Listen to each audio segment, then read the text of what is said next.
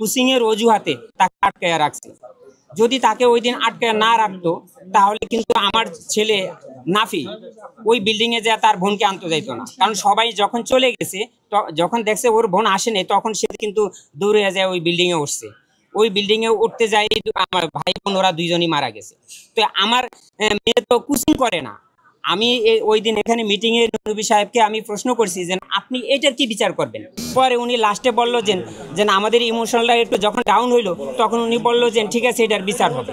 তো উনি কি বিচার হবে, যে কোচিংয়ের জন্য এত কিছু বলা হইলো, যে এই খাদিজা মিসের কথা যেটা বললো, খাদিজা মিসের হইলো প্রত্যেকটা মিসকে হইলো প্রেশার দেয় যেন আপনি কোচিং করান।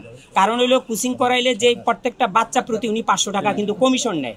মেরিন্ডাসা আর হাজবেন্ডই বলছে উনি প্রত্যেকের জোরপূর্বক টিচারদেরকে দিয়ে কোচিং সেখান থেকে যদি 2000 টাকা বা 2500 টাকা নেয়, সেখান থেকে 500 টাকা এই খাদিজা মিস কিন্তু নেয়।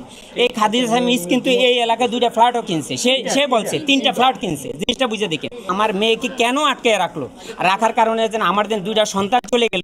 আমার মিসেস কিন্তু এখনো সে বিছানা থেকে উঠতে পারে নাই। ফুটেজে বের করেন 9 আগস্ট 1415 ঘটিকায় আমি কোথায় ছিলাম, এটা আপনারা প্রমাণ করবেন।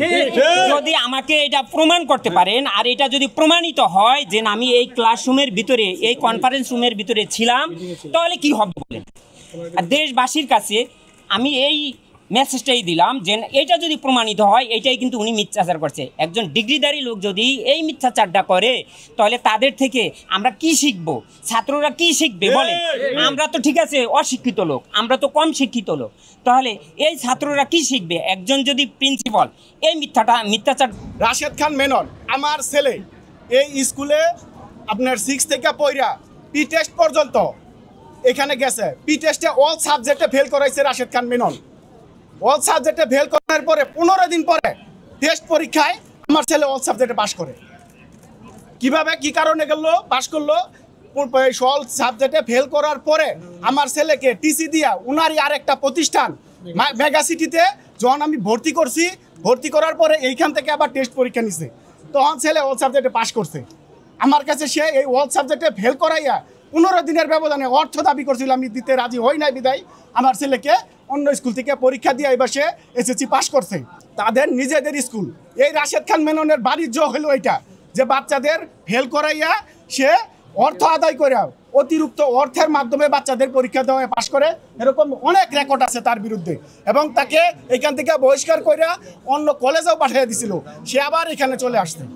আমার নাম শাহ আলম, আমি মৃত সাইমা আক্তারের বাবা। আমার ছেলে কোচিং করতো, এটা ওনারা মিথ্যাচার করেছে। উনি নুনবী স্যার আমাদের এখানে যেদিন ডেকেছিল, সেদিন ওনার প্রথম কথা ছিল কোচিং এর কথা বলা যাবে না প্রধান উপদেষ্টার কাছে, আমরা সবাই এক কথা বলবো, কোচিং এর কথা বলবো না। উনি এখানে বলেছে। আর উনি সময় টিভিতে আরেকটা সাক্ষাৎকার দিয়েছে, আমি এটার প্রতিবাদ জানাচ্ছি। উনি বলেছে শুধু গার্ডিয়ানরা আসে নাই, যাদের 10টা থেকে 12টা বাচ্চা ওয়েট করতেছিল, যাদের অভিভাবকরা আসে নাই তারাই শুধু ক্লাসরুমে ছিল। যদি 10টা থেকে 12টা বাচ্চাই এই ক্লাসরুমে থাকতো, তাহলে 27 জন স্টুডেন্ট মারা গেল কিভাবে? তাহলে মেহরিন মিস 20 জনকে বাঁচাইলো কিভাবে? তাহলে বার্ন ইউনিটে এখনো প্রায় 36 জন কাতরাচ্ছে কেন?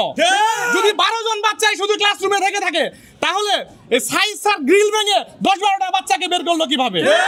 আর যদি 10টা-12টা বাচ্চা এখানে থেকে থাকে, এই ফায়ার সার্ভিসের লোক, আর্মির লোক, তারা দরজা ভেঙে বের করলো, তারা কোথায় ছিল?